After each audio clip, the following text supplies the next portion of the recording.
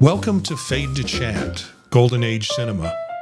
I'm Marty Gencius with co-host Cindy Rotz, and we are going to be doing a movie that this was a Cindy pick, and remarkably, I had not seen this in any form. In movie, in play, in high school play. We're doing from 1950, Harvey, with James Stewart as Elwood P. Dodd, Josephine Hall, who, what was the movie that we did? Was she paid the two? Arsenic and Old Lace. Arsenic and Old Lace, yeah. And she winds up getting an award for this film. We can talk about that. And then some other characters in the film that you might or might not recognize. Probably the most recognizable one is Jesse White as Mr. Wilson, because you remember him from the Maytag Repairman commercials. And yeah, some other folks that are in the film kind of not so well known in terms of the acting sphere or in the publicity sphere. So I have never seen this. First, Cindy, why don't you tell me what your thoughts were about this film? Well, this one is one that I think is just a genuinely heartwarming movie. Jimmy Stewart plays such a kind-hearted man. I think it kind of restores your faith in humans, so to speak.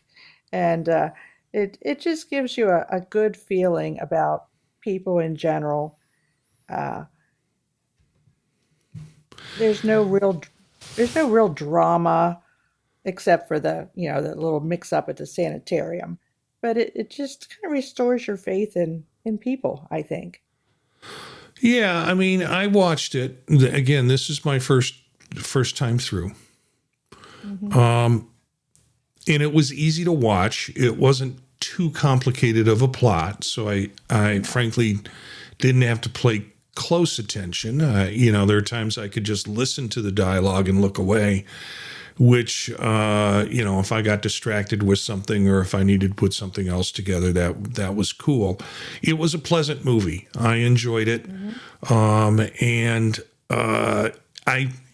It fit that similar play format, where everything kind of works out fine in the end. And for me, it started to raise questions about things like sanity and what we consider sane and in the world.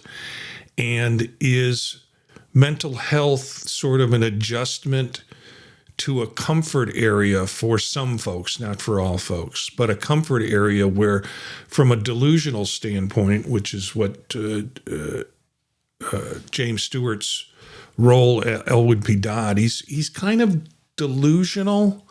There's a little bit of psychopathy there in terms of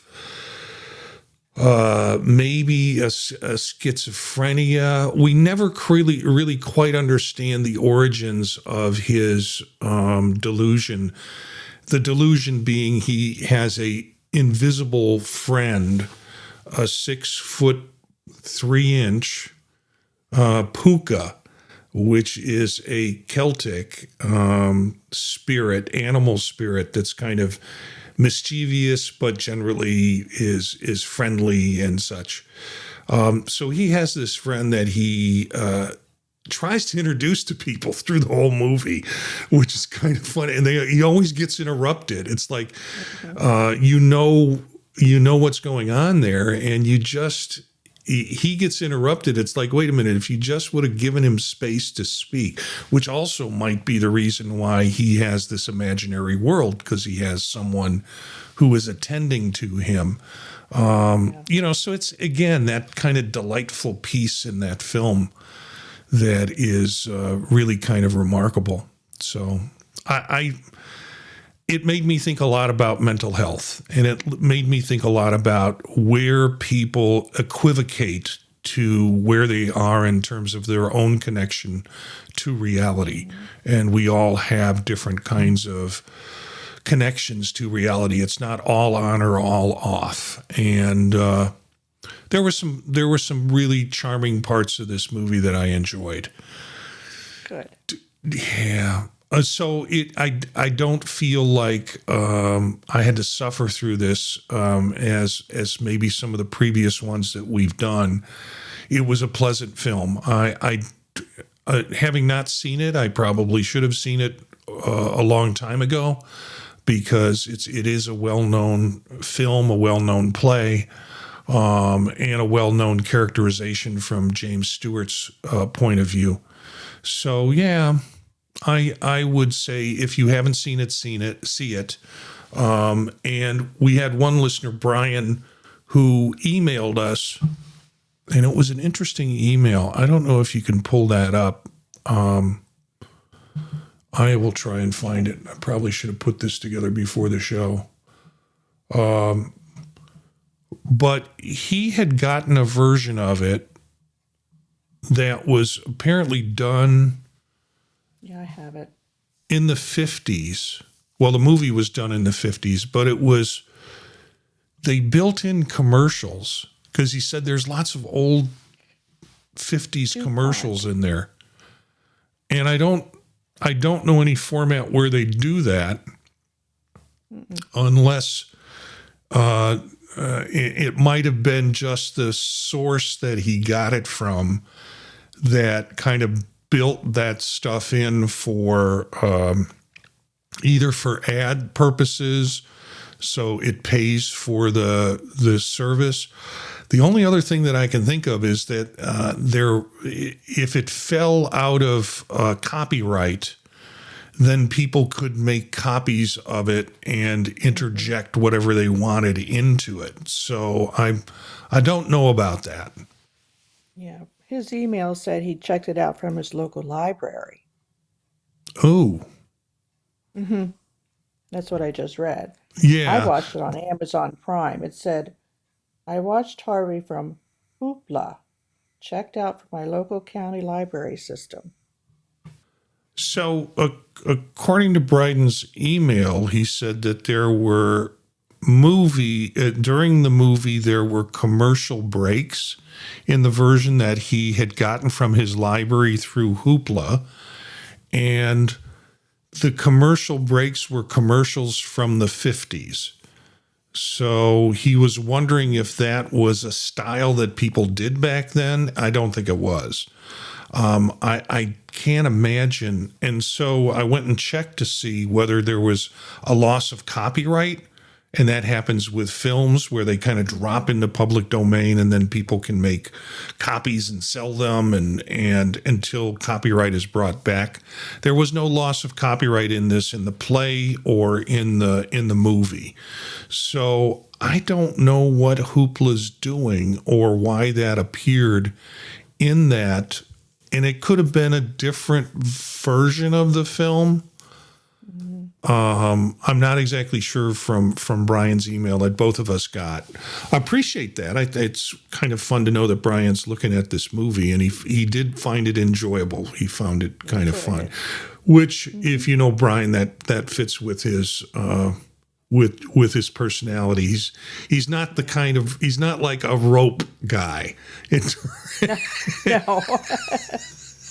So, we did that. So yeah, I wasn't surprised when he told me he would like this film, and when we picked it, whether he would enjoy it or not. And, some of my favorites he has not found so pleasant. Some of your favorites he has found pleasant. So that's cool. Thanks for listening. Thanks for watching, Brian, and playing along with us as we go through these films. So yeah, my take on it was enjoyable. Probably should have, with the amount of movies I've seen it previously in my life. Yeah, that surprised me. Yeah. There were interesting side stories in this movie. The Dr. Samuelson, who works at, what was it? Chumley's Rest. I love the title of that. Rest home. Yeah, Chumley's. Dr. Chumley's. Chumley's Rest Rest Home. home. In Chumley was a cartoon character. He was the best friend of, I can't remember. But Chumley was kind of this big walrusy kind of dopey cartoon character. And so Chumley's Rest, that when I saw that, it made me crack up. And of course, it was named after Dr. Chumley, who plays a character in this film. But the two sort of there's a couple of relationship stories in here. Mm-hmm. There is a relationship between Miss Kelly and Dr. Samuelson, who work at Chumley's Rest. Dr. Sanderson, is a psychiatrist, and Miss Kelly is a nurse or an assistant there. And you could tell Miss Kelly is kind of smitten with Dr. Sanderson, but he really is clueless and kind of dismissive and actually just kind of mean. Yeah, at the beginning, until they get a chance to spend some time with Elwood P. Dodd and realize the impact that Harvey has had on him in terms of kindness. And I think Miss Kelly kind of sees it first, and then Samuelson sees it after that. And the niece is Victoria Horn? Myrtle May Simmons, yeah. And she is pining away for a suitor, and Josephine Hull, who plays Veta Louise Simmons, basically Elwood P. Dodd's sister, younger sister in this movie, she was the older sister. No, she was older. She was older. I was thinking. Yeah. And also in this depiction, she was the older sister because she changed his diapers and things like that.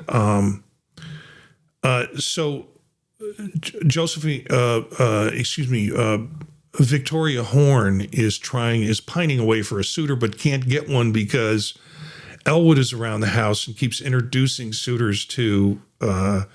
potential suitors to Harvey, and they don't hang around. So the other side relationship that develops is with Mr. Wilson, who's played by Jesse White, Maytag repairman fame, and he's kind of a lecherous. Yes. Hey, babe, I bet you got lots of people coming to your door. Yes. And he's kind of creepy, but she sees the possibilities in him, I guess, and wants to make him a sandwich and wants him to stay. And he's on the run looking for Elwood P. Dowd,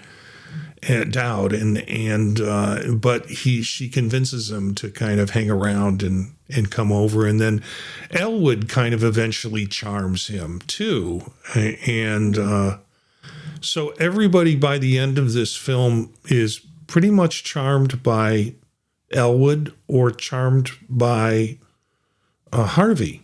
Harvey has an direct impact on some folks, like Dr. Chumley, who has his own little side delusion going on,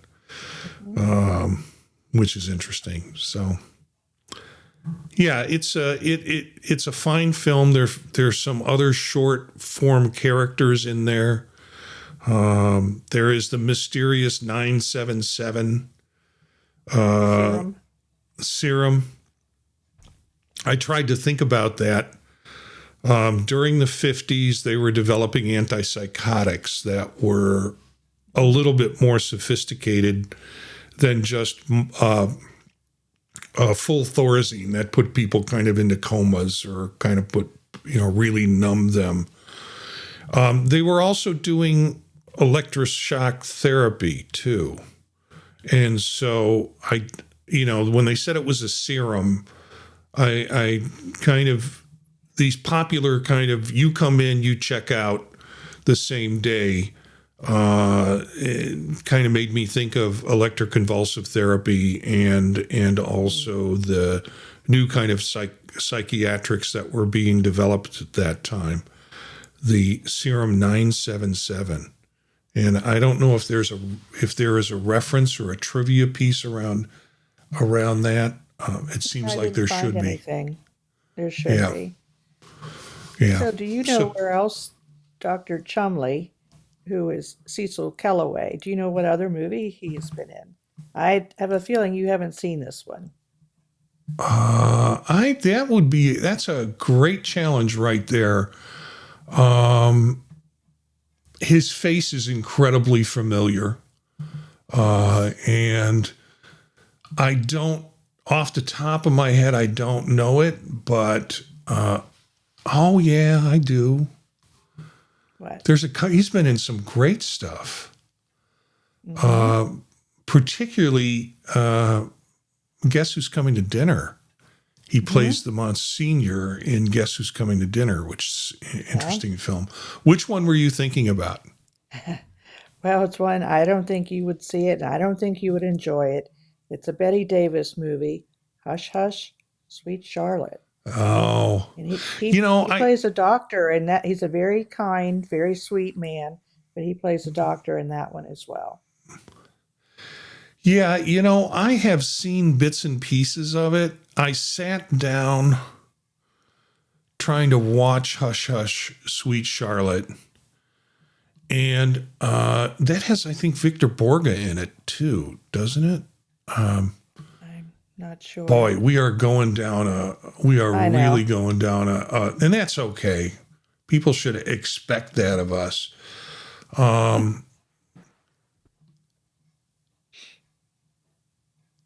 Yeah, no, Victor Bueno is in that, and he do spend some time looking at Victor Bueno's history and acting history and a little bit about who he was as a person and the kind of burdens he carried. And you find just an interesting actor who was classically trained and got put into some really kind of ridiculous roles. So anyways, we were talking about Hush Hush Sweet Charlotte. So I've watched it probably in bits and pieces in terms of the whole thing. I couldn't tell you how it ends, so maybe I haven't watched all of it. But yeah, Cecil Kellaway is in that movie and plays in Harvey as the judge. No, he's not the judge.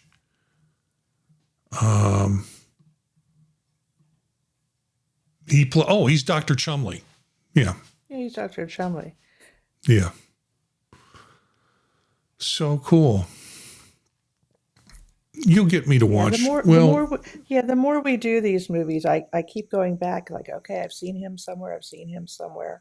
It's just interesting to go back and look. And then the next thing I think you and listeners should do is read up if there's a particular character actor. It doesn't have to be a character actor. Read a little bit of their bio, and maybe even go outside of IMDb to find out about this. And like Victor Bueno had a bit of a tragic life in terms of dealing with his own gender identity and how difficult that was at that time for him and what kind of roles he was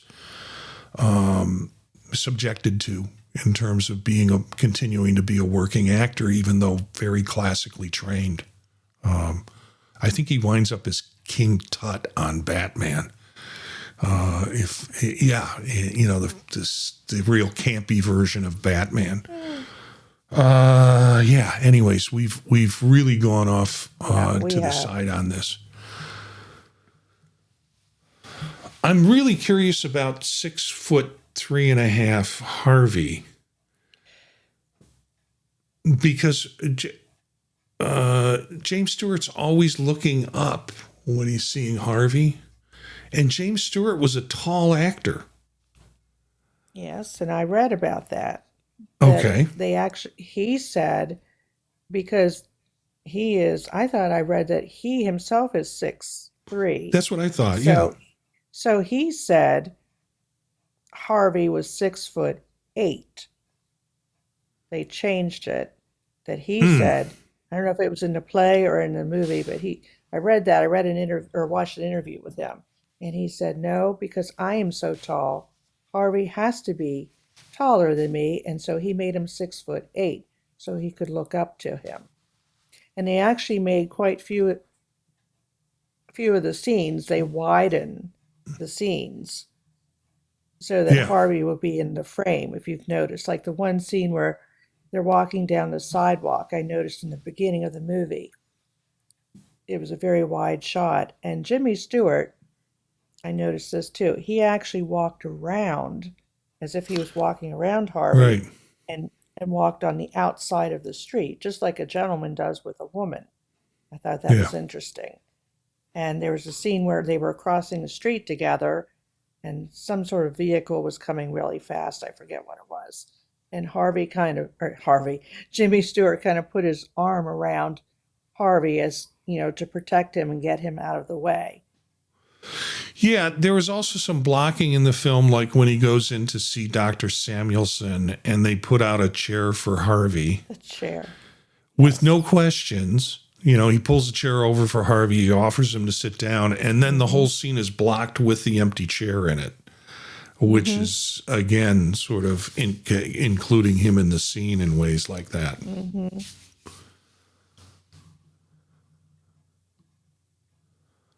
I think that, and then there is folks should see this film, and I'm not taking too much away from it, but the real hero in this film is the cab driver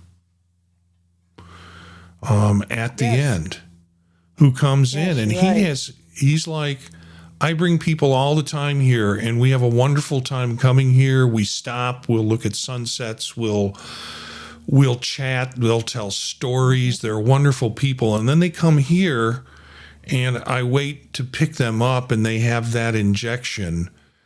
And then they're crabby, they're mean, they're just normal people again.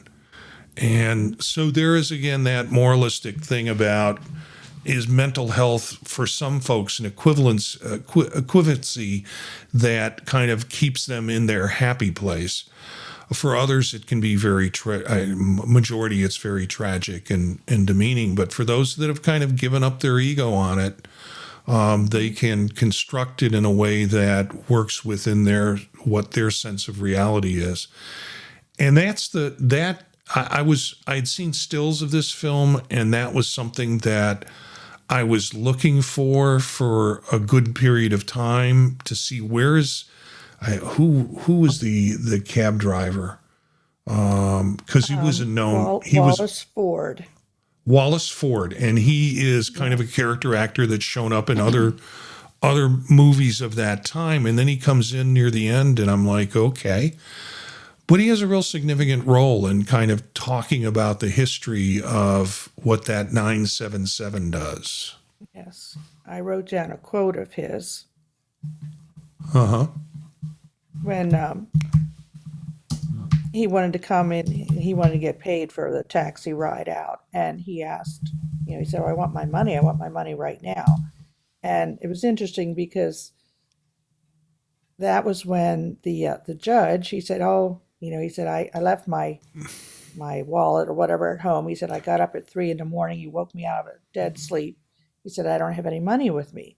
And Veta Yeah. was getting in her purse, dumping everything out of her purse, and she didn't have her coin purse with her.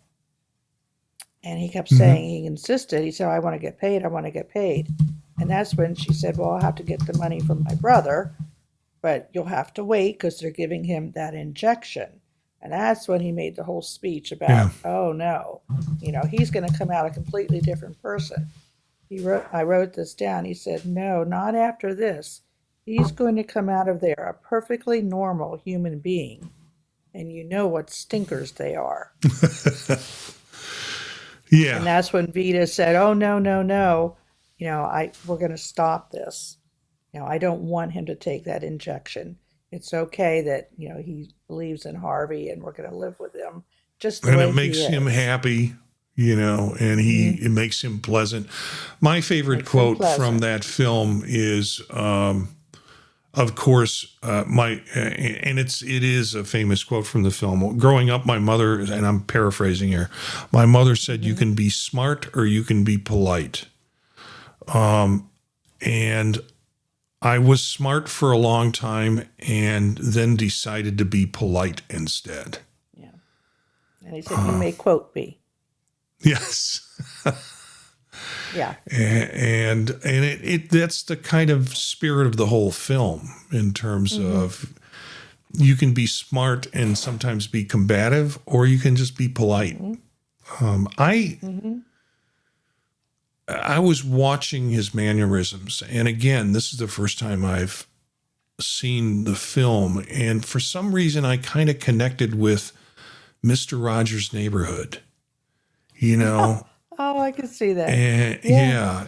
yeah, and how Mister Rogers was always polite and Yes. innocently smart in a way and curious Hmm.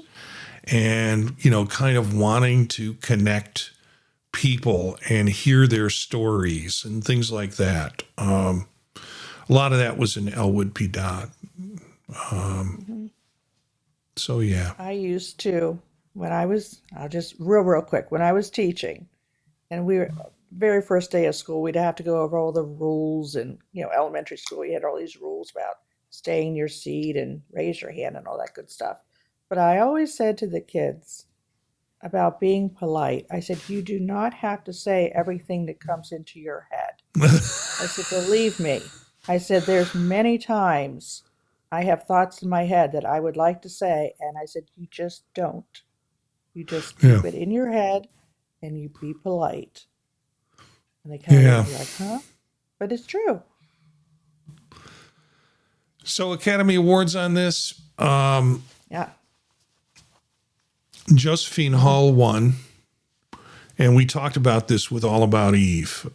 She was Mm-hmm. put in as Best Supporting Actress, and she dominated the first half of the film, I think, as a character. My complaint was she kind of disappeared into the rest of the film. You didn't really, Mm-hmm. the focus of the film was on Harvey, was on was on Elwood, and was on the characters at the Chumley's Rest, and and then she just kind of comes in at the end and has this dramatic change of heart with regard to her brother. So if we look at Academy Awards, James Stewart was nominated for Best Actor in 1951 for this film and lost it to Jose Ferrer for Cyrano de Bergerac. I haven't seen that film either. And Best Supporting Actress, we talked about this last week with All About Eve. The Best Actress got kind of goosed out between Bette Davis and Ann Baxter because they both, Davis insisted on being in as a Best Actress role, and they basically split the vote. And instead it went to Judy Holliday for a very well-deserved role as in Born Yesterday. And I think she brought that adaptation from her work on the stage with it. So she was ready for that film. That might be a film we'll look at sometime because it Okay. has all sorts of humor and political implications in it, even back in the 50s. But Best Supporting Actress, that was won by Josephine Hull. And she had there were some she had beat out Celeste Holm from All About Eve, and so another loss for All About Eve, but this time it was a singular Well, no, Thelma Ritter was also up for All About Eve as Best Supporting Actress. And they both lost to Josephine Hull. I can see it. Now that I've seen this film, I can see it, but I also have, some feelings about that she was not as present in the film, powerful at the beginning in terms of her acting at the beginning, but then not present through most of the film. So interesting in that way. So yeah, I don't know if you have thoughts about her acting during this.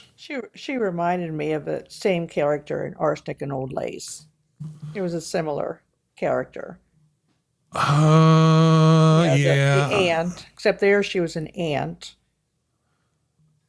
Yeah, I would, and she was the one that was, She was the one that was committing the murders, and she and was the one was, who was not sane. yeah, and trying to cover those She was up. trying, Yeah, and she and was trying to commit Teddy.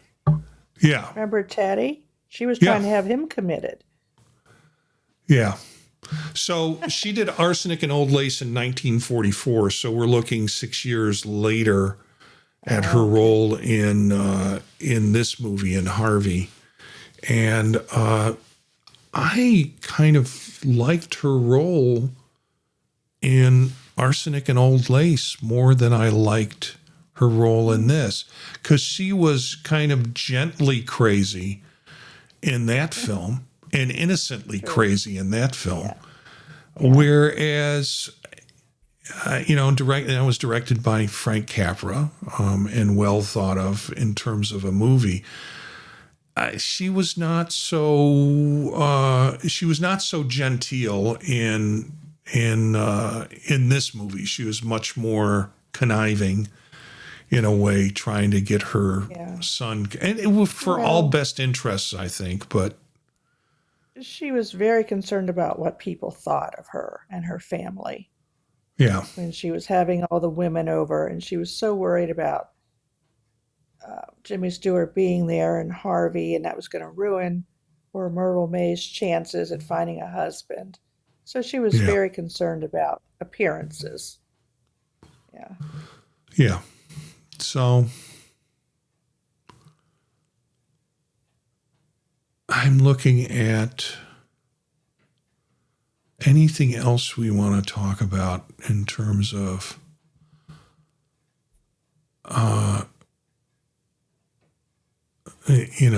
anything else we want to talk about this. There are some directorial things that were done and things written directly into the play in order to try and make Harvey feel real, not only to Elwood, but also to the people who were watching the play and the movie. So you saw doors open, you saw gates Hmm. separate, you saw Hmm. chairs being moved, and some concern about Jimmy Stewart just being seen, Elwood Dodd being seen as just a regular drunk.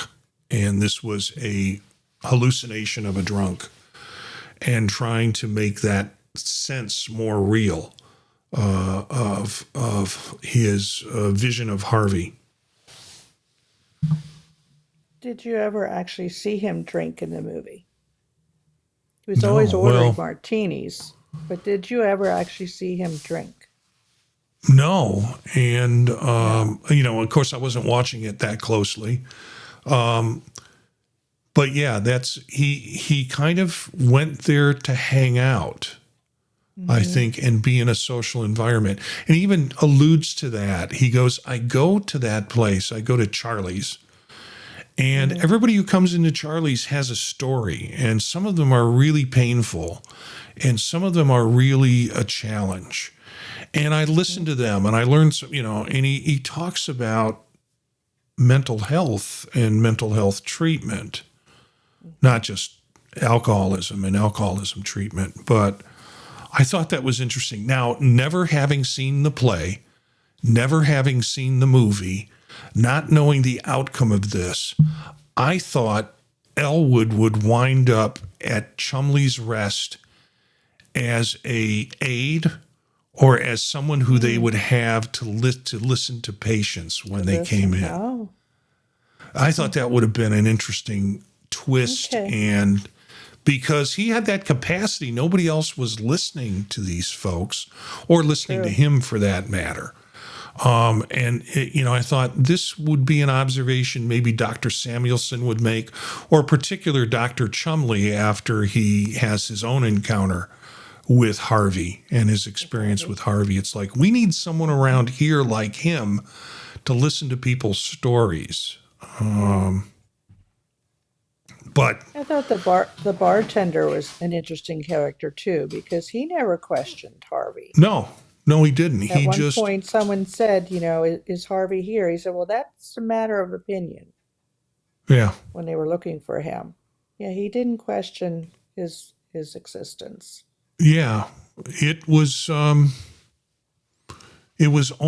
Mr. Wilson when he came to the bar that really raised a ruckus about it. Everybody else was there and fine with Harvey or whatever Elwood wanted to do.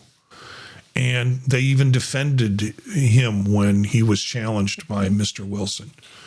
And do So, you remember, yeah. I don't know the gentleman's name. He was that in the beginning of the movie, he was the gentleman in the bar who had gone away for 90 days to make license plates. Remember? He Yeah. said, oh, I haven't seen you in a while.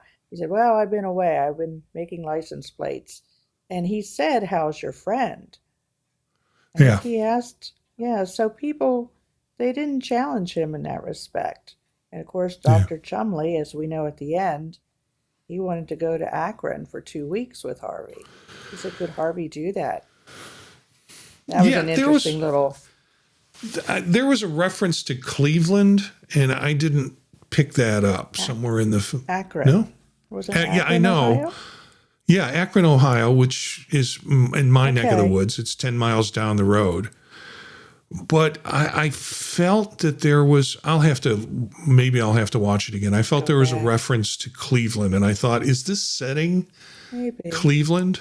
And they're talking, he wants to go to Akron to kind of get away from Chumley's Rest and basically be his fantasy is being taken care of by someone that's just going to listen to him talk for 2 weeks straight. I find it funny. He talked about all of this while lying on his psychiatric couch in his office. Yes, he did. So he was doing his own catharsis in the moment. And he said he was going to drink cold beer. Yeah, And Jimmy just Stewart beer, said, well, not I whiskey. think you're making a mistake. Yeah, you're not going to take any whiskey. He said, nope, just beer. And a woman, he didn't even want to know her name. Of course, he was married. He said, but I'm going to take a woman, and she's just going to listen to me and pat my hand. Yeah.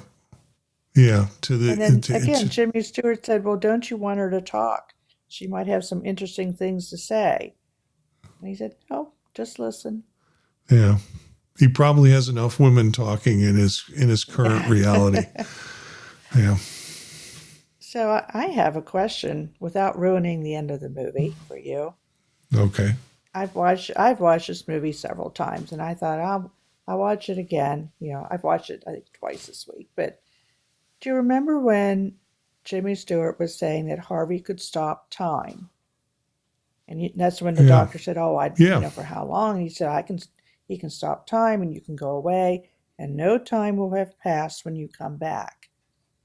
I was wondering, did Dr. Chumley go with Harvey to Akron?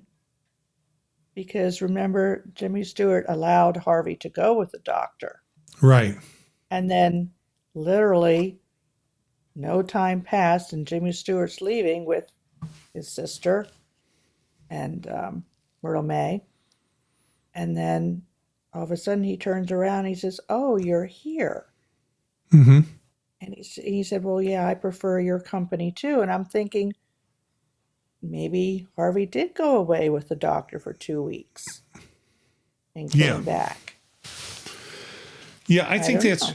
We don't know. Yeah, I thought when he first talked about it, about you don't lose time. You can go places and do stuff. When Elwood was talking about it, I started to think about it in terms of daydreaming, or in some cases, people who have delusions, there's missing time for them.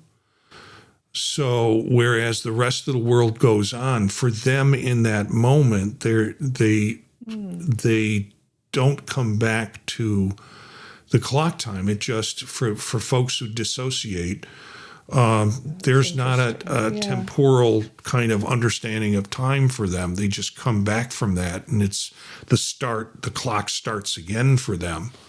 It made me raise thinking about mental health and that. And for listeners who don't know, I teach counselors at a university.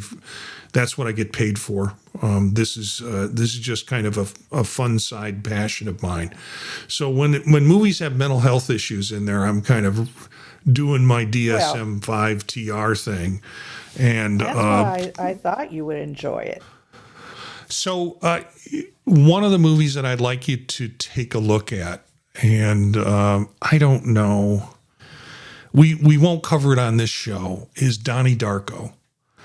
And because that is a person who has a relationship with a really large rabbit, or at least somebody dressed in a really large rabbit suit, who talks to him and gives him direction. And it is a dark movie. It has the character winds up having some redeeming values.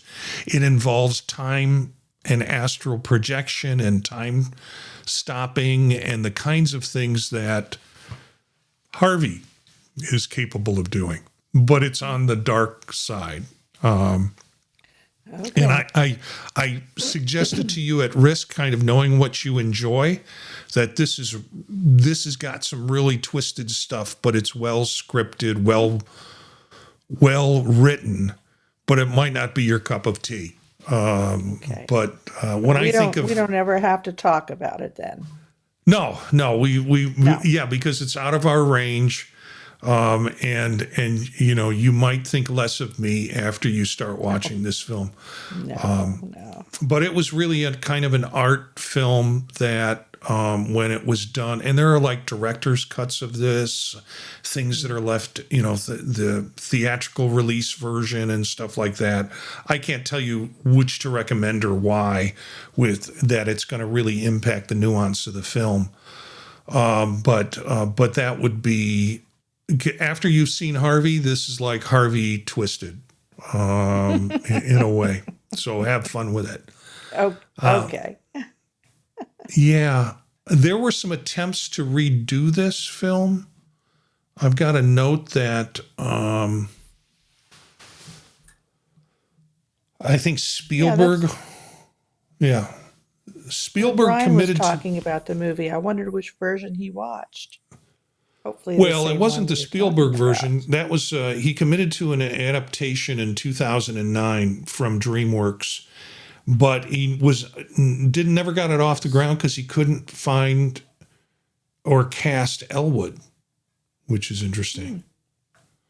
There was a stage play revival in the 70s, with Helen Hayes. Stewart reprised his role with Helen Hayes in the 70s. And there was also a revival of it with Jim Parsons in 2012. Jim Parsons, you would remember from Big Bang Theory. I love him. Yeah. And it was a revival at Studio 54 starring Jim Parsons as Elwood and Jessica Hecht as Veta, and I'm not familiar with her work. So yeah, it still hangs on as kind of a great classic film for that purpose. And is there anything else around this film that we want to talk about? Well, I know that after the film was made, I watched an interview with Jimmy Stewart, and he said people would stop him on the street and they would come up and like tap him on the shoulder and ask, "Where's Harvey?" As if, Yeah. Harvey was real. And his response was always, "Oh, Harvey's not with me today. He's at home. He has a cold." Well, you could say he's down at Charlie's. No, he said he's at home I today. know. He's staying at home. He has a cold. And they said, "Well, next time you see him, tell him, give him my regards. Tell him I said hello." Yeah, you could say he was at Charlie's because that's always where he was. That's always where he wanted to go. And it was sort of, even at the end of the film, he's like, well, good. They're Yeah. still open. We can catch Charlie's. Luckily, Charlie's stays open late. So we can catch a Right. nightcap there. Do you remember the one scene we had said about, you never saw him drinking, but I think it's when he brought the portrait home. That was the only time we actually even saw a An image. resemblance of a Yeah. rabbit, of Yeah. Harvey. And he put it up on the mantle. But when he took a book out, there was a bottle hidden behind that book, but he never drank Oh, from it. I didn't He see had it that. hidden. He had it hidden. And the one scene I particularly liked when Vita finally got out of the rest home, so to speak. Mhm. They were trying to commit her, and she managed to get home. I guess she took the bus. We don't really know how she got home. And she was going to go upstairs, and Jimmy Stewart had left, and they were trying to find, of course, he and Harvey, and they came to the house. The doctor and Wilson and everybody came looking for him. And she said, "Oh, he's probably down at Charlie's, where he usually Mhm. is." And Jimmy Stewart ended up calling the house, and he said, "Vita, have you seen Harvey? I can't find Harvey." And she said, "No." And oh, no, no. She said, "Oh, I think he's taking a bath."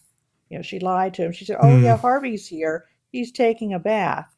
And then Jimmy Stewart said, "Oh, Vita, never mind. Harvey just walked in." He said, "You better take a look at who's in the bathtub." And she called up to Myrtle May. She said, "Myrtle May, see who that stranger is in the bathtub." So there was always a sense of, was he a real, was he real? Because at one point Vita said that she had seen him. She told the doctor that. She said, "Doctor, I'm ashamed to tell you this." She said, "But there's been times when Yeah. I have seen Harvey." Yeah. Yeah. Yeah. And And the, that the was that. hat. Yeah. Go ahead. That was what triggered the doctor going, oh, here's the nutty lady. Hmm. Because Hmm. we went out to look at the cab, and he's not, the brother is not in the cab. He's Right. already left. And so she has an imaginary brother, and she talks to a Hmm. 6 foot, 3.5 inch tall rabbit, Yeah. imaginary rabbit. Yeah, well, a couple of things I noticed was the book that he chose to read was Sense and Sensibility, which for Yeah. this movie is even funnier. And Right. then there was a little subtle thing where he's trying to put a flower in his lapel, and he Hmm. gives it to Nurse Kelly Hmm. and says, "Oh, why don't you wear the flower? I must have misplaced my buttonhole." Like, I heard that. Yeah. yeah, and that made me laugh because how do you Yeah. misplace a buttonhole Yeah. on a coat? So, yeah, And the other thing I thought was funny was when the doctor was leaving, he was going to go to a dinner or something with his wife, but he said, "Oh no, I've got to go find, you committed the wrong person. I've got to go find this, gentleman." And he put on the hat, and the hat didn't fit him. Do yeah, you remember that? And they took the yeah, hat off, and the hat had two little and holes in it. two holes in it. Yeah, I thought It that was was interesting. Harvey's hat. Right. Miramax acquired the rights. Universal wanted Jim Carrey. New Line Cinema wanted Adam Sandler. Neither version was produced.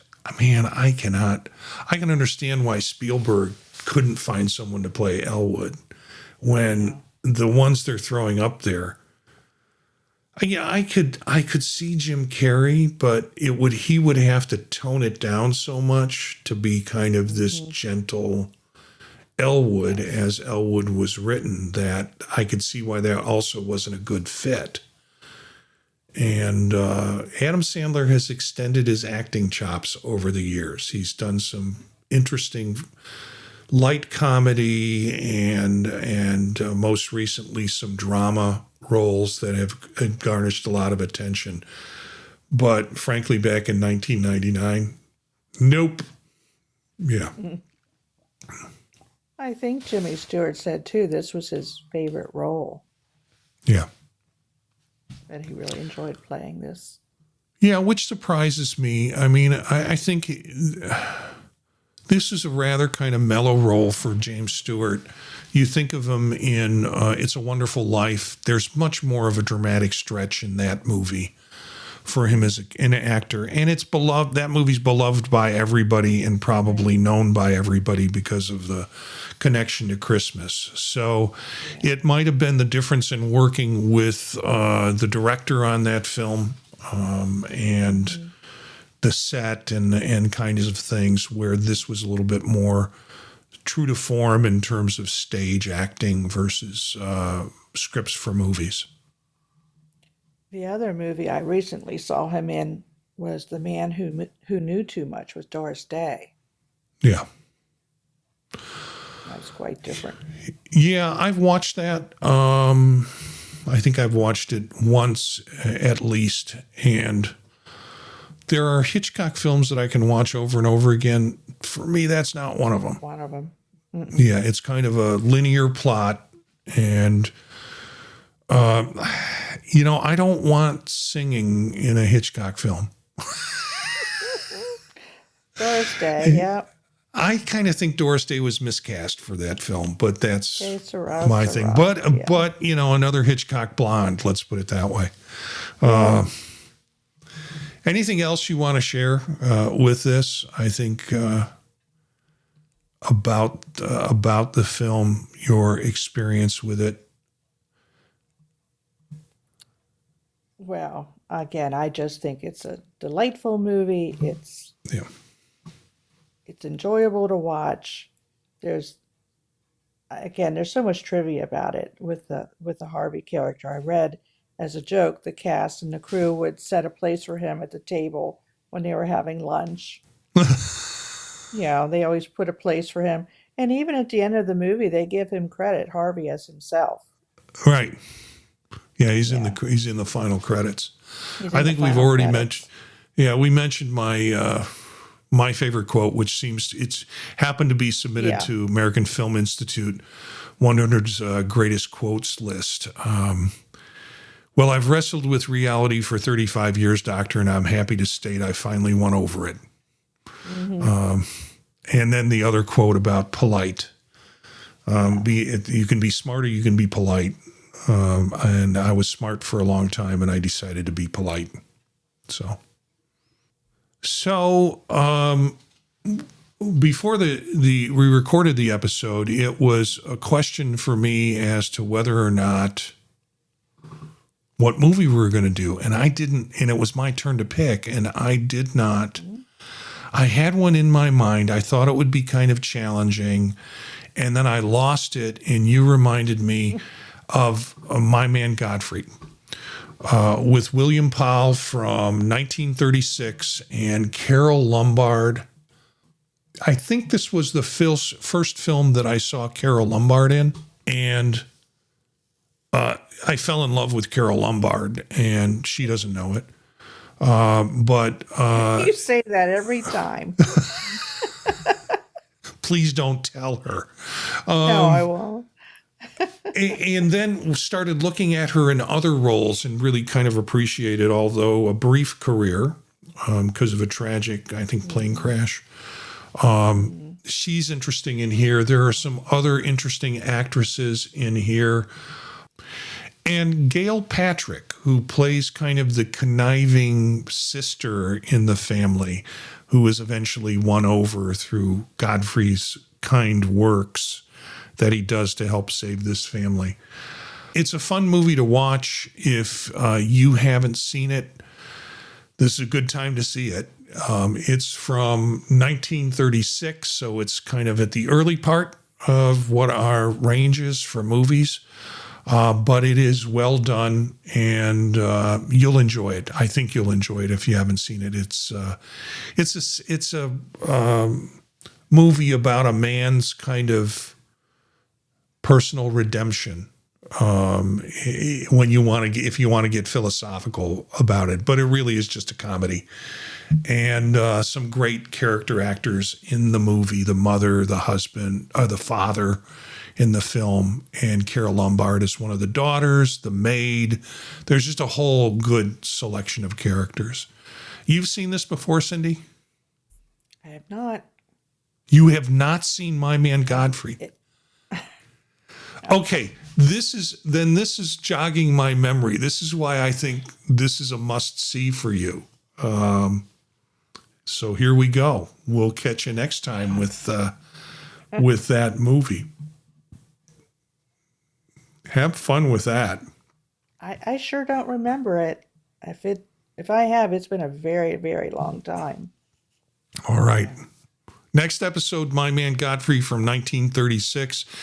Thank you, Cindy, for doing this every week. Thank you for allowing me to edit on the fly while we do the production and try and check out facts that are wrong in my head and make corrections later on.